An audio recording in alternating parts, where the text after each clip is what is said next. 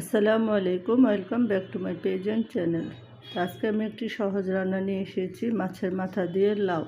তো আমি মাছের মাথাগুলো দিয়ে দিয়েছি, প্রথমে পেঁয়াজ এবং তেল দিয়ে দিয়েছি।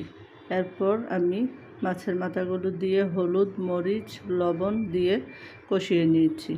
তো এখন পানি দিয়ে দিচ্ছি। তো কষানো হয়ে গিয়েছে, তো লাউটা দিয়ে দিলাম।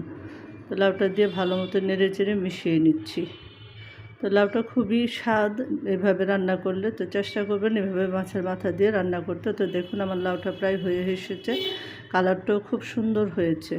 তো এইভাবে কালার সুন্দর রাখার জন্য কিছু টেকনিক আছে, তো সেগুলো আমি পরে বলে দেব। তো এখন দিয়ে দিলাম আমি কিছু ধনিয়া পাতা কুচি। তো ধনিয়া পাতা কুচি দিয়ে আমি কিছু ভালো মতো মিশিয়ে নিচ্ছি। তো দেখুন আমার রান্নাটা কিন্তু প্রায় শেষ।